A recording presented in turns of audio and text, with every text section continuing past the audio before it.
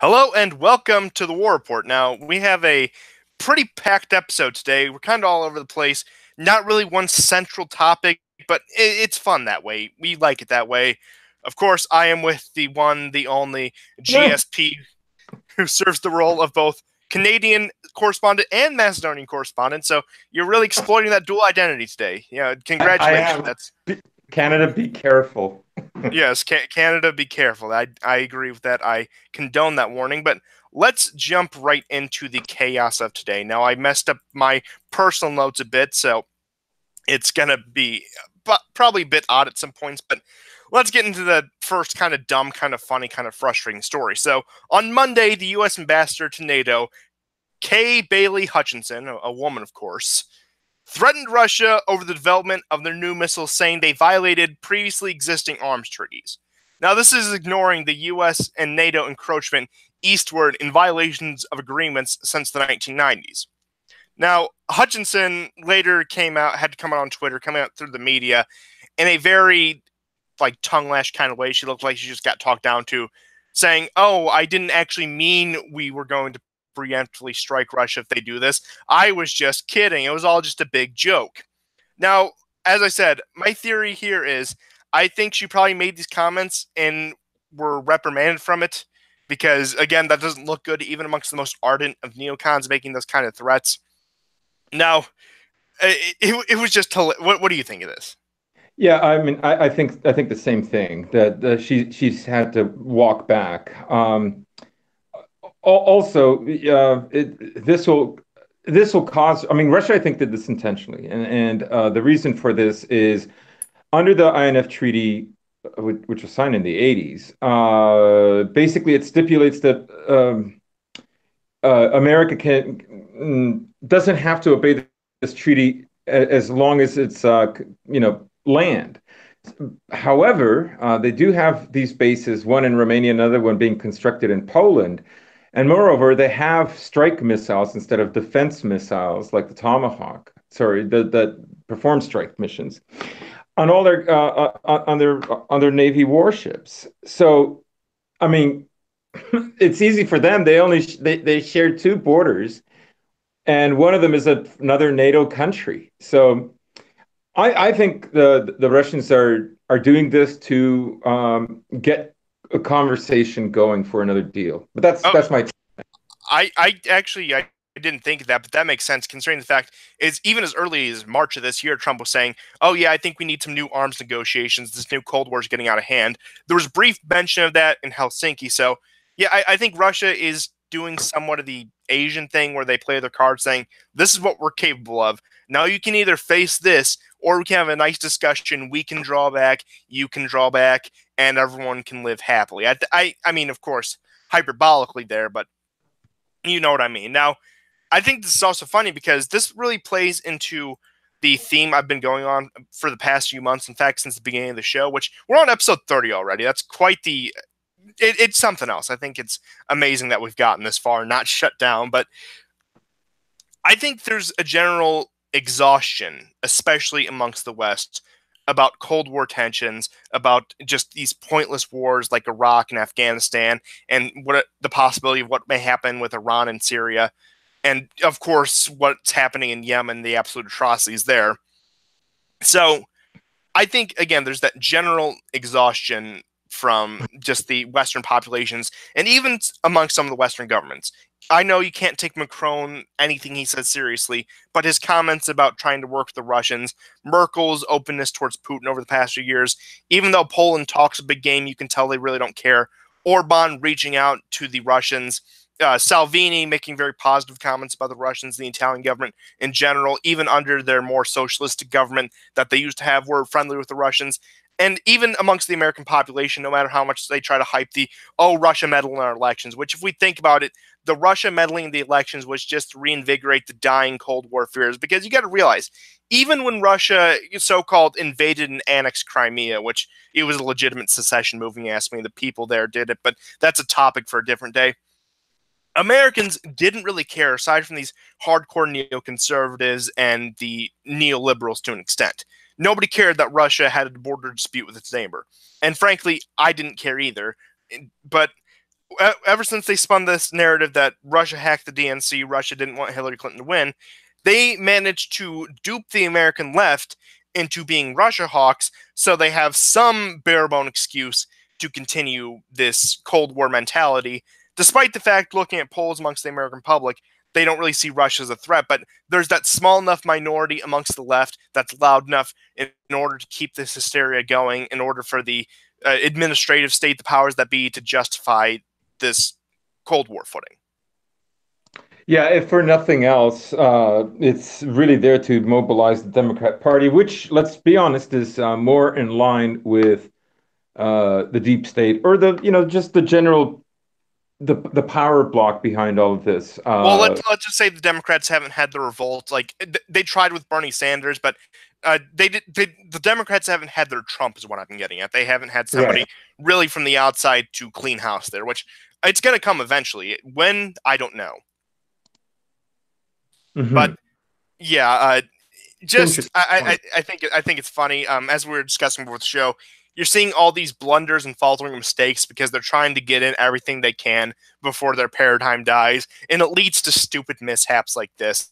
It's funny, yet it's also frustrating because this can become much worse because of their, honestly, let's call it what it is, incompetence. Now, on discussions of Europe, the EU, NATO, I want to also get into a little bit of the so-called Eurosceptic movement across Europe. Now, aside from some news in Germany, there hasn't been much major European Union news, which is going to change within the next couple of weeks. They're going to have some summits over there or something. I'm not entirely sure, but again, when that time comes, I'll be informed enough to discuss that. But many governments and political parties in Europe have wrongly been mislabeled Eurosceptic. I had a hell of a time getting that one out. I'm sorry. Even by their own supporters. The best example of this mislabeling, I would say, goes to the AfD in Germany, which recently did take the role of main opposition party against Merkel's government. And this label also goes to the Polish government. Both of them are actually very pro EU and pro European cooperation, but they just oppose the mass migration that's been happening over the past few years. If you want somebody who's actually Eurosceptic, you have to look at figures like Orban and Salvini, who are willing to reach out to the Russians, reach out to the Americans, and look for partners outside of Europe and the European Union. So I think there was a bit of clarification there, but another interesting observation I have about that is Europeans on both sides, both the Europhile and Eurosceptic side, are willing to forge ties with the Russians. For example, you have Merkel, who's participating in this Nord Stream 2, and you have Orban, who visited Putin last week. Yeah, I think I remember after the conflict in Ukraine erupted. I remember Obama basically trying for Europe to for Europe to consider compliance in a very strong way. I think most people probably by now have forgotten how much Merkel was opposed to a kind of strong stance on the side of Ukraine as opposed to Russia. And 4.5 years later, or almost nearly five now, you're seeing countries again pivoting, moving back to Russia. And Russia, unfortunately, in the West is depicted as this kind of abstract. Uh, it's just an abstract country. Oh yeah, it can be the evil successor to communism that you need to be, or it can be a far right neo-Nazi country. It's whatever it needs to be to the Western establishment. That's what Russia is. Correct. Yes, and this completely bypasses the historical ties between Russia and Europe that literally go back hundreds upon hundreds of years. You want something recent look at how both the world wars played out. Yeah. I mean, but I think it's funny that you bring that up because the liberal establishment, especially after Trump assumed office, really took a liking to Merkel and later Macron, but mainly Merkel early on, and saying, "Oh, look at how bad the relationship is between them and Trump." What they ignore is Obama and Merkel had a very contentious relationship to the point where Obama actually wiretapped Merkel's personal cell phone. There was a lot of conflict between Obama and the EU that really got glossed over because they were able to agree on certain key things and focus on that. Yeah. I think you're looking at. I mean, there's a lot of determination that's happening right now, and we're just getting tidbits. Like when we predicted a few weeks back that Orban, after the threat of sanctions, that Orban would immediately call upon Putin. And he went further. He literally went to Moscow. That to me shows a kind of they've got their heels in the sand as well. They're not going to budge either. There's going to be something has got to give, and Brexit, let's not forget, is March 29th, 2019. We're just about 6 months from that. Oh yeah, and I saw an interesting article in reference to the UN General Assembly, but I saw it after last week's episode, but I figured I'd mention it. It was from Foreign Policy magazine laying out how they said Trump's speech resembled that of American 19th century foreign policy, where you treat the world as if there's multiple great powers who can be both allies and enemies depending on what your needs are. And I Mhm. think that perfectly, aside from some the other influences, our two greatest allies in a certain region of the world, I think that pretty much exemplifies Trump's foreign policy, and I think that's what's needed for the upcoming world. Yeah, I would agree with you. That's a great statement. Besides, last week we talked about some of the posturing that Pompeo and others were doing. Even Trump was guilty of it. But at the end of the day, it is moving in that direction. And it's making, particularly, I would say certain banks and certain Western oligarchs very upset Oh with yeah. the direction because it means a reduction in their projection of power. And I think Trump's recent moves around China, which we'll get into later, also exemplifies the world moving in that direction. We talked about last week how we took the Patriot missile systems out of Kuwait and Iraq and Turkey, and we moved them to countries like Japan and South Korea and the Philippines. So again, there's a shift happening. I'm happy about it, but it's interesting to see the play out in real time. This is something you read about in a history book, but we're actually witnessing it. So Hmm. very interesting time to be alive right now. So just on the topic of Europe and the EU and NATO, let's get into your ancestral homeland of the former Yugoslav Republic of Macedonia, also now Yeah. known as the Republic of Northern Macedonia. But to get into it just as a brief overview, over the past few weeks, Macedonia has been toying around with the idea of NATO membership. Now, we know this has been going on much longer, but it's come to the forefront over the past few weeks, especially after Montenegro's ascension into the NATO alliance. Now, this even led Secretary of Defense Mattis to visit the country around the second week of September. I left it off. It wasn't too big of news then, but I think it's making its mark now. Macedonia also held a name change referendum, which I have a feeling I'm going to start a Balkan war in the chats with this one. But as all of you know, it's mainly due to their long-term dispute with Greece, because Greece is the region of Macedonia. Was Alexander the Great a Slav or a Greek? Blah blah blah blah blah. That dispute, but that referendum had a low turnout with 39.6%, and the referendum passed with like I think 56% out of all numbers. Now, the name, of course, former Yugoslav Republic of Macedonia, is being changed to the Republic of North Macedonia. Now, the reason I suspect this, and I mentioned this, I think there is an attempt to quote unquote westernize it to make it more palatable to NATO and Greece in particular, and try to lessen its Slavic identity and ties to Russia. Now, despite all this convolution, all this craziness, Greece is also growing closer to Russia, which may complicate things. Now, it's also a sign of NATO's desperation that they're trying to pull in countries like Macedonia and Montenegro. I know they're trying to put pressure on Serbia, but it also looks very desperate. It made sense in the 90s, although I disagree with it, expanding it to countries like Poland and Romania, second tier countries that could actually put up something. But Macedonia and Montenegro, they don't offer much. Yeah, these are third tier, arguably even fourth tier countries in terms of geopolitics. I look at this move as more about surrounding Serbia than it is about surrounding Russia. It is about them, to comply. Yeah, and Uh, Serbia is also in a very weak position, as we were discussing off air. They basically have their version of Theresa May in power, a conservative who behaves like a liberal and is willing to capitulate to greater powers. right. And so I mean, I think if you can take anything away from this, for me, the name is not as material as the consequences that would come about if if Macedonia actually did join NATO or the EU.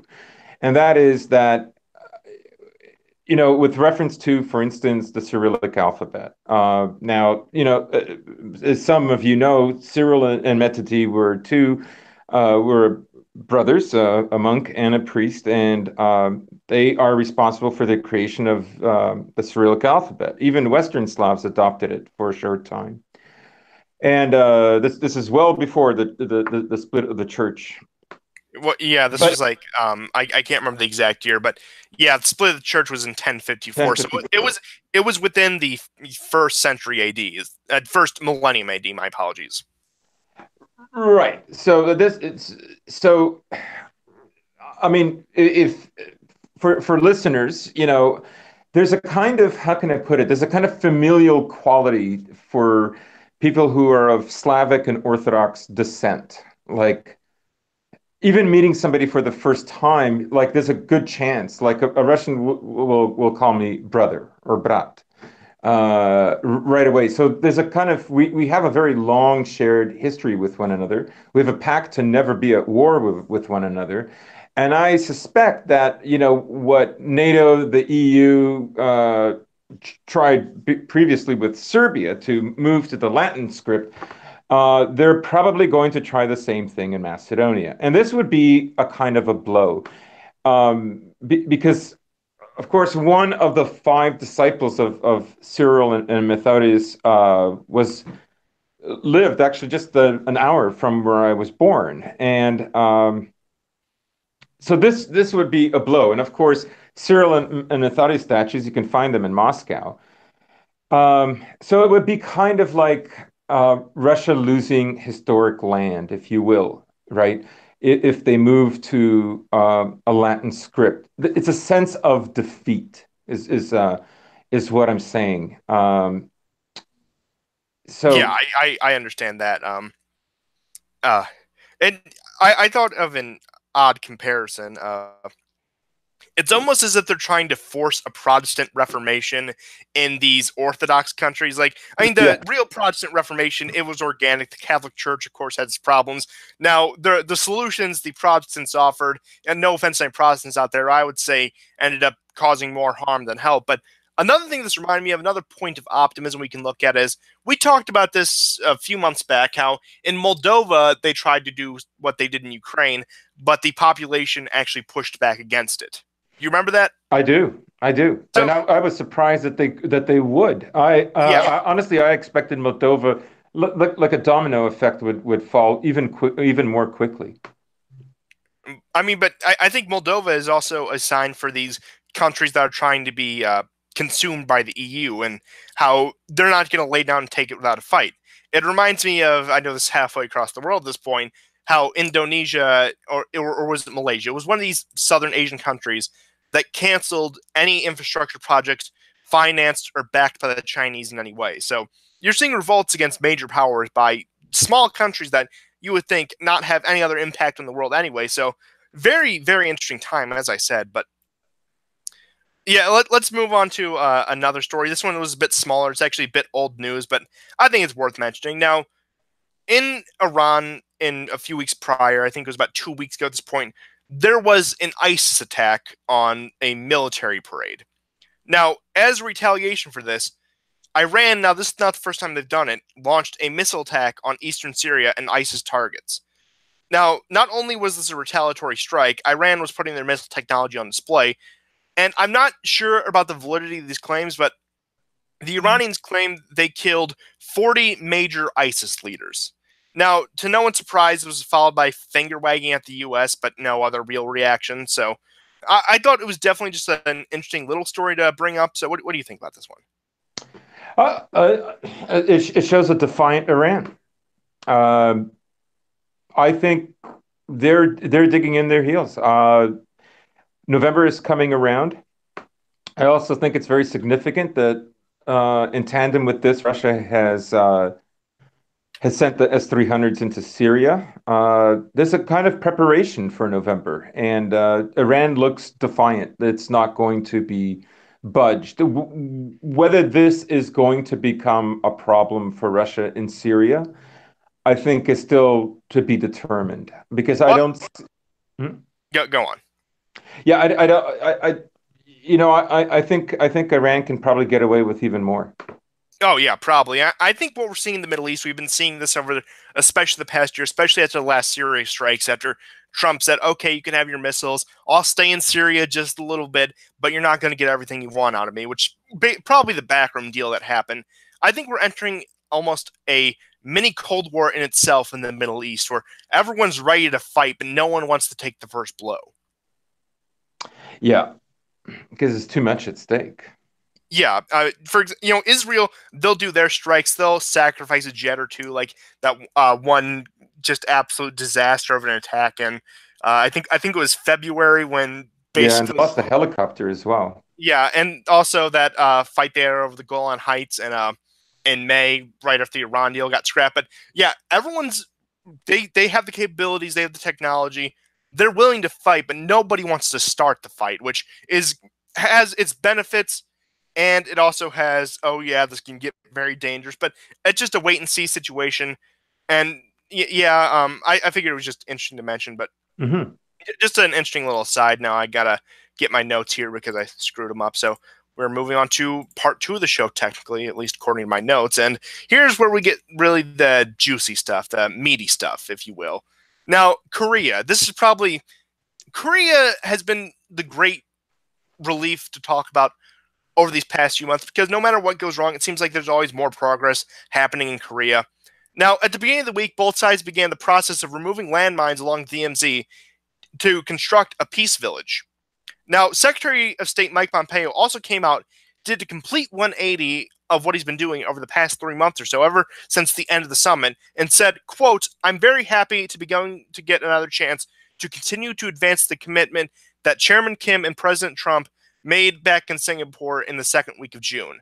Now, the question I have about this is, did Pompeo come out and say this himself, or was he directed to by Trump?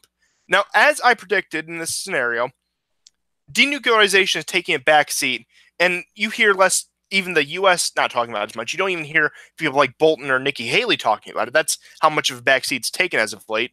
And just in general, I think on the U.S. side, I think you'll see more progress at the midterms because, of course, you have to play the election game and neoliberal democracy, and you have to go out there and moderate yourself. But then after the election, you have a little bit more leeway. So I think the Korea issue on the U.S. side is going to see more progress at the midterms, regardless of the results. Which again, that's an entire different stream of its own. I'm actually thinking about doing that if you guys would be interested. But yeah, I think it's interesting, especially Pompeo. So what do you think? I think he probably did it at the direction of Trump, and it probably wasn't his comments.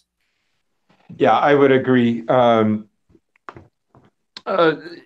I mean, Korea is really like a topic that kind of fades in and out, and it's kind of like it's a tool for other issues. Like if there's another issue for which Trump has to be discredited, Korea will be brought up as a way of saying, well, it's not progressing, or if do you know what I mean? Yeah. I And wonder. it's also a good failsafe for Trump as if something goes wrong with Iran or Syria, barring outright war. But if there's a major instance between any of the other countries the U.S. is on bad terms with, we can go back to Korea and really accelerate the process there to show that we have some commitment to the idea of peace talks. Yeah, I don't know. I don't think most like I'm not sure how America is invested in Korea, to be honest. Like I don't know what the investment there is. A unified Korea is not like it's not a known quality right now, and yeah, I don't. It's difficult for me to form my ideas around it because it just seems like a kind of a football that's tossed around Oh when yeah, I it's. mean, I think for Trump, I actually did go into this a bit Now, Trump's ego, he wants to be the president with a legacy. The very first thing he did on his first foreign trip, he tried to solve the Israel-Palestine issue, but then realized, oh yeah, there's certain people there, there's certain influences that won't allow this. So what's the next most contentious conflict in the world? Korea. I'm going to fix that one. Number two, if these leaks are true, he's probably doing it so Korea can sustain itself. There's less aggression, so there's less need for U.S. presence there. And position number three, you could consider this a strategy against China, even though I know a unified Korea or even a Korean Confederation would probably be fiercely independent. They would still probably be willing to cooperate with the U.S. on some issues insofar as China is concerned. So there's possibly that, but I agree with you. It's a bit odd to bring this up, but I think it's probably number one where Trump's trying to solidify his legacy. And basically, if he can solve the second most contentious conflict in the world, it's going to look very good for his record and make him into a very effective leader. Hmm. Yeah, I mean, I've always had my hot take was always that Korea is just how can I put it? It's a simulation. The like I never took anything that happened there seriously ever. Um, uh, like on the way it's depicted on face value for me is it's silly. Because there's just no way North Korea has that kind of strength. It doesn't even have that kind of determination. North Korea doesn't isn't interested in blowing up South Korea. It never has been. Oh, I So mean, this is why I say it's a simulation, right? when they do their missile tests, it's always towards Japan. You ever notice that? Yeah, yeah, yeah, yeah. Uh, If they ever hit Japan, it will. Pliskin, I think, has the right idea. If they ever hit Japan with a missile, it will have a K-pop figure on it, painted on. but I do have a question actually in relation to Japan. Seeing as, like I said, even the more hawkish elements of the U.S. at least put denuclearization on the back burner for now. Now they'll bring it up whenever they need to, which it could be any time. But do you think if there isn't any progress on denuclearization, do you think the Japanese will pursue their own nuclear weapons? Uh, I, I don't know if it's dependent on that directly or not. I think that America has still a very strong hold on Japan, and that I don't think it's something that they can determine. Oh yeah, I definitely. I know they still have the arms bar treaties. I'm not sure when those. I'm not sure when they expire. Somebody couldn't fill me in on that, but I think it's 90-year arms restrictions they have on them. Yeah, it's I remember it vaguely, but I also remember the election about 2 years ago where Parliament was trying to stop this kind of alignment or taking a more militaristic stance. And like Japan is like America's most valuable island in the Pacific. There's just no way around that. Oh yeah, yeah. I mean, that is one case. I'm very skeptical of U.S. intervention going back to even some of our earlier ones. But if anything, the Pacific Front of World War II, we definitely saw the spoils of war, and that's one where we actually justified beginning a war in the first place, and we actually saw a net benefit at the end of it. So Mhm. that's definitely an interesting case. But I think it's funny because I may be in the minority opinion here, but I think when it comes to next major rising powers, I think Japan is in a much better position to be a next major power, barring U.S. influence, than the Chinese are. Yeah, I mean that's possible. Especially with Um, their technological capability, especially on how much AI plays into it. I mhm. know Japan has been basically the world leader in terms of robotics, which makes up for their stagnating and declining population, if you ask me.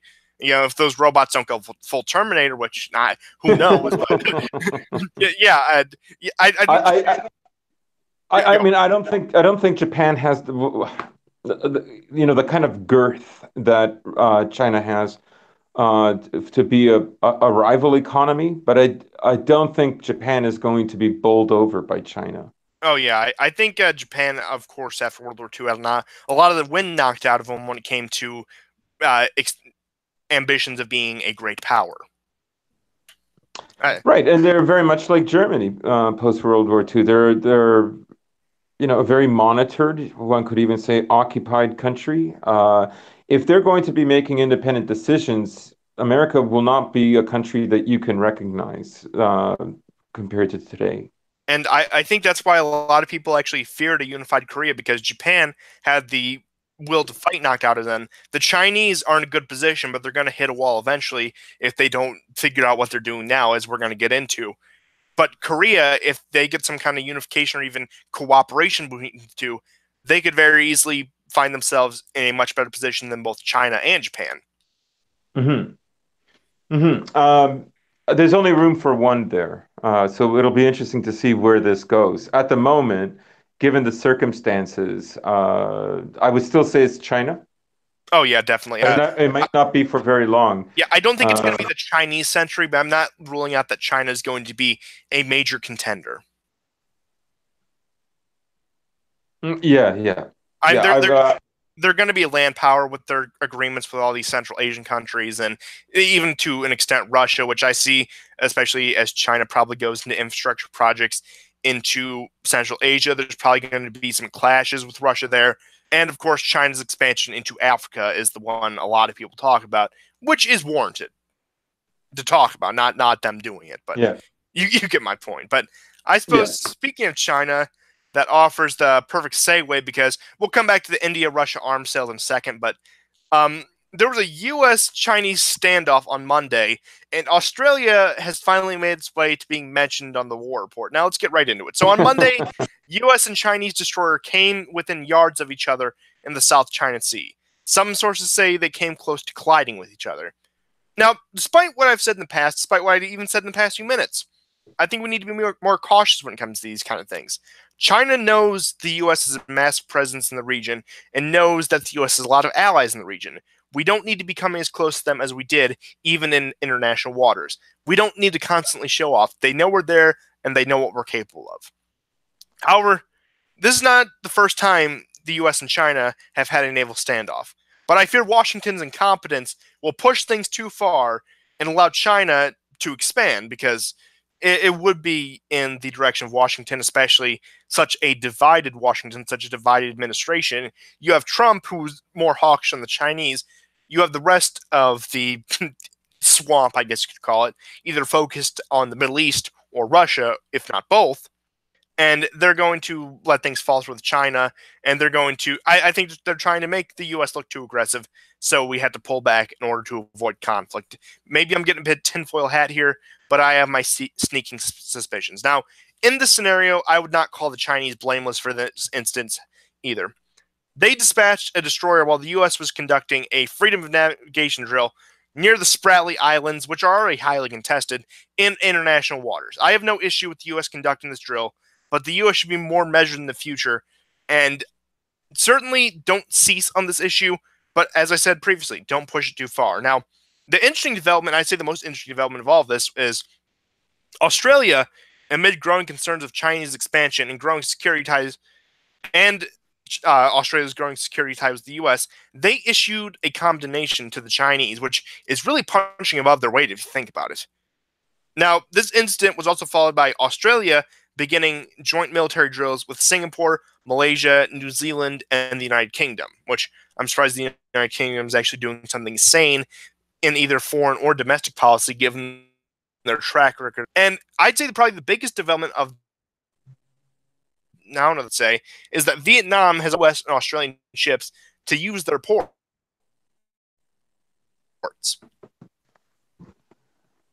Uh, I mean, I think America myself is, in a fundamental way, is divided about China. And Trump's camp is in the minority because there's so much financial business ties and banking ties with China. Um, the uh, the other part of the And story Scene's driver. sorry, I mean, look at just the ties amongst our government to the Chinese. Like, look yeah, at Diver for all those years. yeah, yeah, absolutely. If China, if Russia had committed some of the things that China has committed, it would, I wouldn't say there would be a war, but the condemnation would be even stronger than it already Missile is. crisis levels. Yeah. Um, you know, I, I do worry about, an accident happening because it's it's very likely that, in human history, if we're going to see a nuclear exchange, it will be because of blunders. It will be an accident. Uh, and this was a close call, but it wasn't of the kind of magnitude, for instance, during the Cold War. I wouldn't say it's on that level. Even General There were American subs that Mattis were came even out. sunk during the Cold War, and no war began. So Oh maybe yeah, yeah. maybe the kind of thing that we're witnessing right now, our frustration with. I'm joking when I say why can't we get this war started? Is that the war is always modern warfare is always kind of like it's again, I hate to use the word again, but a kind of simulation of what could be, and the war happens in another way.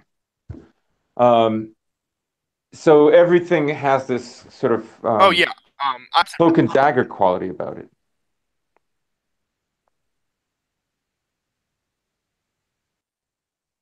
Go ahead.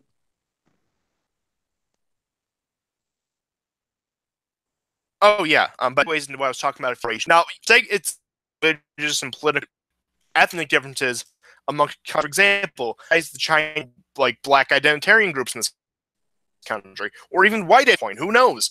I wouldn't. And the U.S. is also, especially in previous decades, really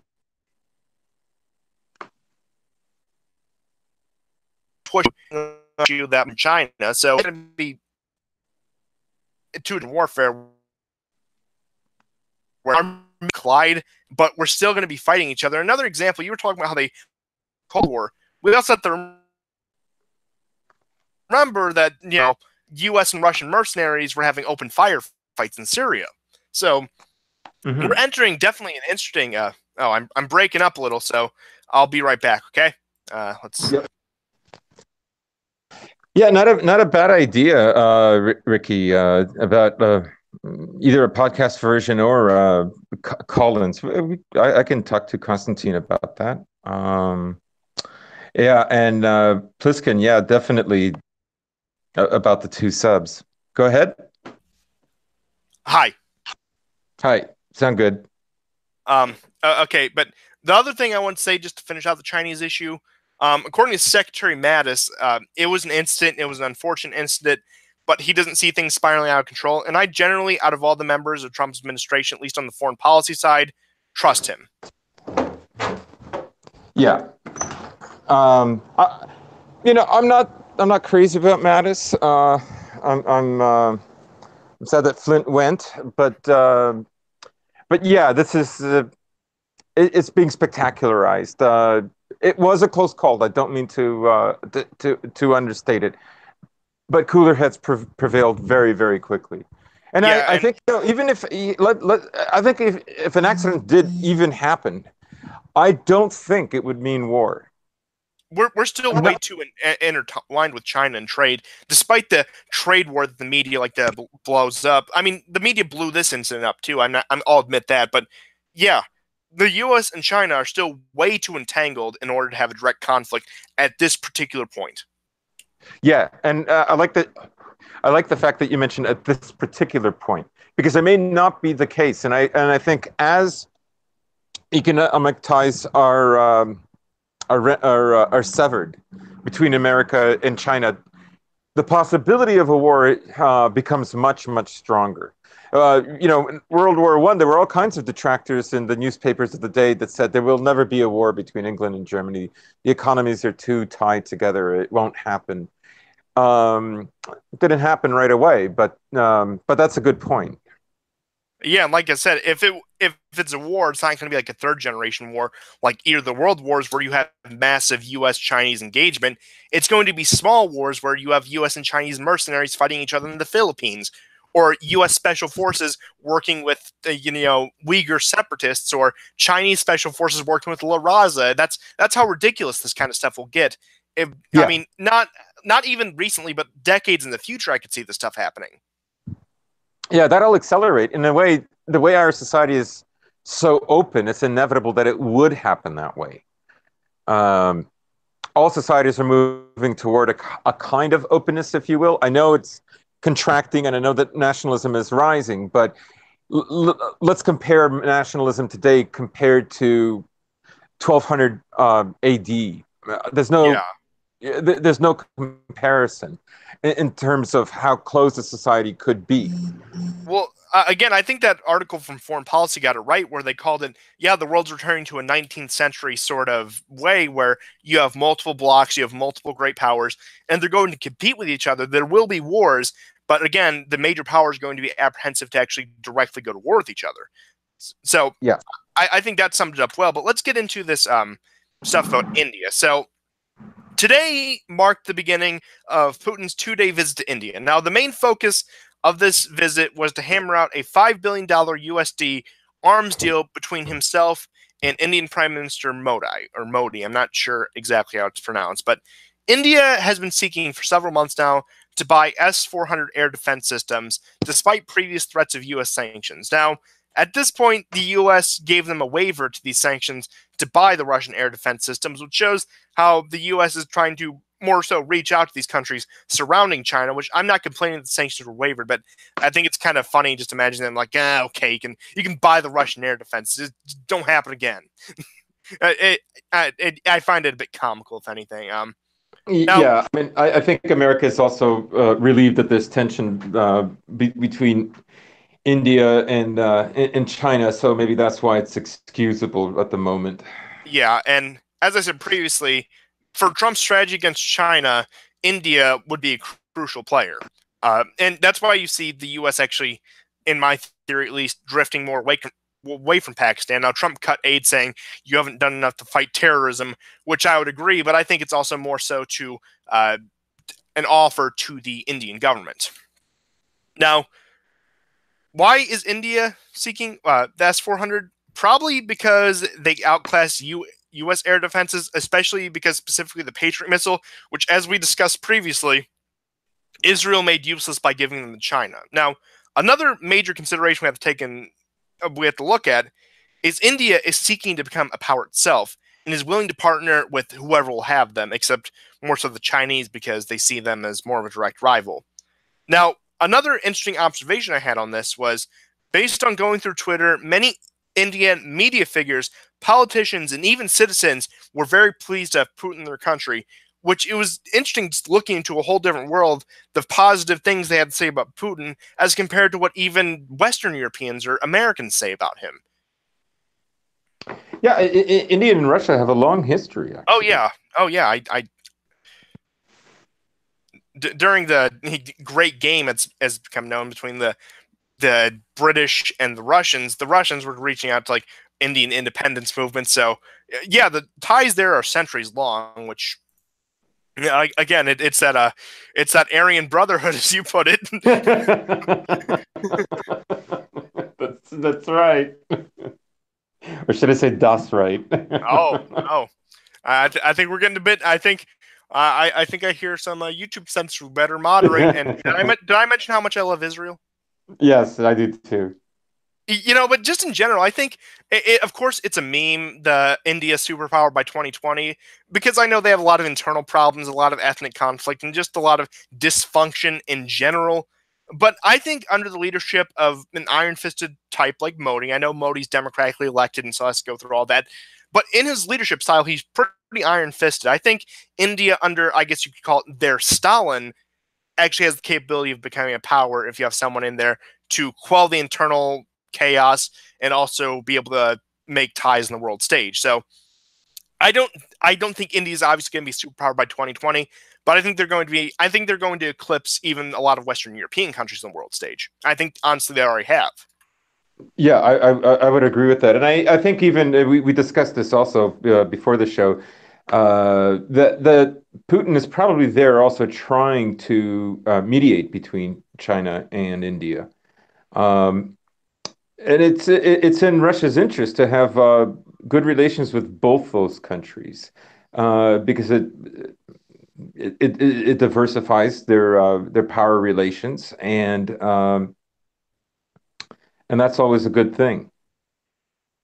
Oh yeah, definitely. And since we're pushing the time a bit, I'm going to accelerate a bit since I really think this Indian topic is actually probably more interesting even than the Chinese stuff. I don't know why, just it just struck me. But I want to get into the USMCA, which is the NAFTA renegotiation. I figure I also have my Canadian correspondent as well as my Macedonian correspondent, so you serve many with that. But Trump, after a long and hard fought battle, has reached the final stages of an agreement to replace NAFTA. Now, this hasn't gone through yet, but it most likely is. Now, this one is known as the USMCA, which is basically an abbreviation for the US, Mexico, and Canada Agreement.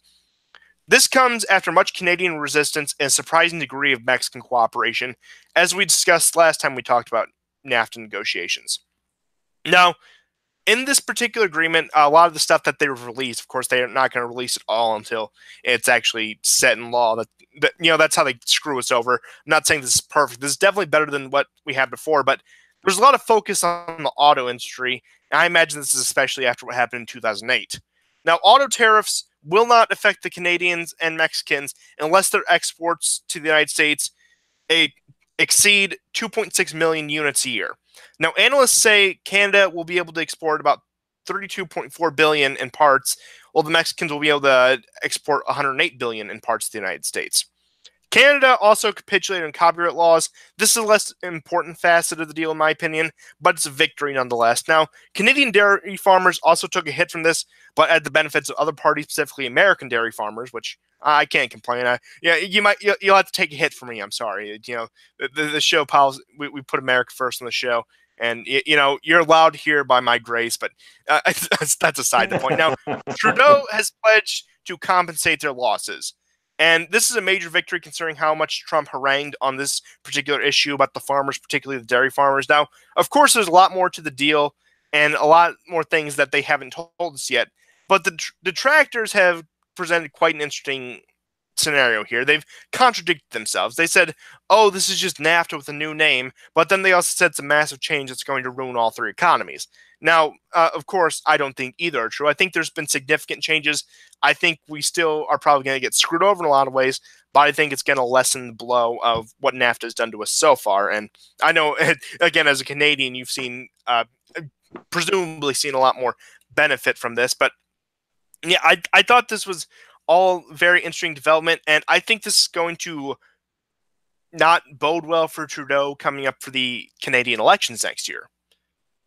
Yeah, that may be the case. I'll tell you what the sort of the atmosphere in Canada is at the moment. One of the headlines that kept popping up was, remember when Trump said that America wasn't going to stand for the Canadian tariffs against American dairy? Well, that's not in the deal. Take that, Blump. It was so that was that was the moment of pride for Canada. So your The other national is, media was co-posting. yeah, we were co-posting, we best dairy in the world. So apparently, but just to expand on what you said about the number of units, also one thing that's changed is I believe that the parts have to originate from North America. Previously, we're at 62, 63%. Well, they're now going to have to be at 75%. Ultimately, this means more jobs, and the percentage for wages now definitely has to go to $16 US. Wow, So, Canada definitely, like I said, this is mainly because of Trump's negotiating style and Trump's demeanor. This was going to benefit America more in the renegotiation than it was Canada. But I didn't realize how much Canada actually got out of this.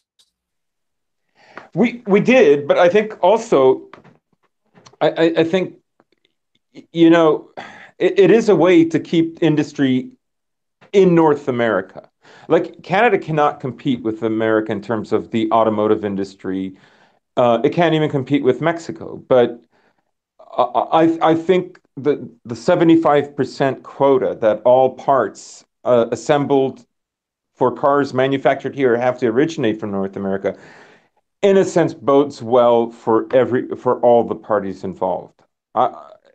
if we're if we're if our hypothesis about Trump and about a kind of renegotiation of power and about new alliances is correct, what this means is that there'll be less free trade outside of North America. But that's understandable because you're you, you can't go on indefinitely um, economically empowering other smaller countries because it benefits your elite and gives, slightly lower prices to, various goods and products. Yeah, you pay a Truth dollar is, less the for truth is, your yeah, the you truth pay a is dollar less. having better wages will allow people to buy these products that are making these products. So, um, you know, I haven't looked at it from the American point of view about how this could be, considered detrimental, not or just not as positive as perhaps some of us had hoped. But the truth is, this is going to be now definitely more North American centric, which is what it should have been in the first place. Oh yeah, I definitely agree. And honestly, I know this is gonna harken back way back, but this seems like something Ross Perot would have given us had he actually won that '92 election. Uh, yeah, just based on rhetoric, but yeah, it's definitely interesting to see that it's a actually a North American agreement. Which, if you look at American security, it's around creating a fortress out of North America in order to secure the American nation. So it makes sense that we do that economically too. But I wanted to get into our last subject here is the Brazilian elections. They are occurring on October 8th, which is in the next in the upcoming days, and they'll last until the 18th. It's a two-round election cycle. Now, as most of you know, there was the assassination attempt on Jair. I'm not sure how his first name is pronounced, but Bolsonaro. There was an assassination attempt on him about a That's month right. ago, where somebody in a crowd stabbed him, and he's recovered. He nearly died, and now he is neck and neck in the polls with Lula's puppet, because I know Lula da Silva was originally going to run for president, but he's sitting in a cell, so the party had to nominate somebody else. I can't remember his name off the top of his head, but it's basically his puppet running. And political tensions have been very high in Brazil, and there's actually been some outbreaks of violence. Yeah, and if you read the headlines, Global Human News is not happy about this. Oh yeah, the He's in the lead, and neoliberals he's are in a coming good out. lead. Yeah. So of course they're calling him far right. I find this endlessly funny when I read these headlines or I'll watch a YouTube video that describes him as far right. You can see just how ambitious they are about their policies and how much they think they've shifted the center. Well, you could say in the last 20 years, the center is less and less occupied. There are less and Oh less yeah. that the left and the right agree upon. But they need to keep the illusion going along. So he's considered far right. A guy just, slightly right of center. Yeah, I mean, I would argue he's just like probably more left wing than Trump. He's Brazil's Trump for a reason. And I think it's kind of funny because the neoliberals are actually trying to export these Western European and North American smears and attacks to Bolsonaro by calling him far right, calling him Nazi. And the most recent one they've tried to say, oh, he's also guilty of sexual assault. He's also a rapist, which I Oh think yeah. is probably the most neoliberal thing they can do. It's like, oh, he allegedly felt up some woman, so he can't be president of Jari, a highly sexualized culture that that kind of stuff happens consensually on a daily basis. This can't happen. We're going to import our northwestern European neoliberal values to Brazil to take down this guy, and it's gonna work. And it's hilarious to just watch them flail at the beginning of the show about these issues. Yeah, it's become very desperate. And it's this narrative has really been pushed, especially the last 4 or 5 years. Um, I think fewer and fewer people are taking it seriously. I mean, it's a dominant narrative. Everybody understands that if you go against it or you work for a corporation or a bank, that you're putting your job on the line. But deep down inside, I think not everybody works in those fields. And the truth is, I don't think, and it's sad because, there are women who do get abused. And this is making it less and less credible Oh, for yeah, them, for their cases. Um, I forget the name of one of the women that was very vocal against Kavanaugh, and her mentor in Hawaii, a governor there, was charged with sexual assault. But she has said nothing about it. oh yeah, And I definitely agree on that. But yeah, it's just insane how all these things are overlapping this. I mean, you go to something as completely unrelated to this podcast, the Kavanaugh thing relates back to Bolsonaro, which relates back to the world at large, and it's insane is the only word I have for it. yeah, it's a circus. It's a complete circus. It's amazing the left complains about Trump when they're the circus. They're a far bigger circus. I mean, I get it. Trump can be a bit of a buffoon. He can be silly, definitely unpresidential. But I mean, the left takes the cake here. Yeah, I mean, you drag out people like Hillary Clinton, Madeleine Albright, these literal butchers, and you try to put them on some moral high ground and about how progressive they are and how much they've done for the common person. When these common people are the same ones they've been selling out for their overlords, whether they be foreign interest, banks, corporations, whatever the case may be. But yeah, it's just insane, and things are going to calm down over the coming years because again we're in the middle of a massive shift and it's taking place. So yeah, I mean, for the next 2, 3, 4, maybe even 5 years, things are going to be insane both domestically and worldwide. But yeah, it's just surreal to see them trying to model that would typically work in a Western country to a place like Brazil. Yeah. Of course, it won't work. They'll have to figure out their own system, and in a sense, they already have one. Um, I mean, that's the thing about European, Enlightenment values. It's the presumption that they're true across time and space. Because why is that presumption? Well, it's because empires have those presumptions. Empires have eventually come up with the assumption that everyone must be the same at some level. And, as the empire rolls out, everyone comes in. And it's this kind of ideology that always plagues empires at their Oh yeah, decline. yeah. Yeah, just to finish out the show, since I know we're encroaching on the hour mark, just to give some acknowledgement to the chat. Maybe the world actually did end in 2012, and maybe by the world ending, maybe the mind's right. Maybe this world would end and usher in a new era. Yeah. So maybe they were right in that sense. It, But it, it got this, reborn, and it's yeah, now a yeah, civilization of lulls. yeah. Lots of lulls.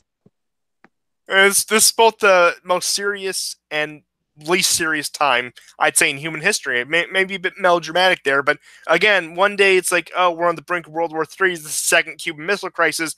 Then the next day, we're laughing because so and so got called a racist for being in the wrong place at the wrong time. It's all insane. But this has been the War Report. It's been a fun show, been a very packed show. Thank you, guys. Thank you everyone for tuning in. We'll try to get back to the Wednesday schedule. I had some stuff going on last night, but share the show if you liked it. Drop a like if you liked it, of course. We'll be here until we'll be here as much as we can, as long as I can do this. But see you guys next time, and goodbye.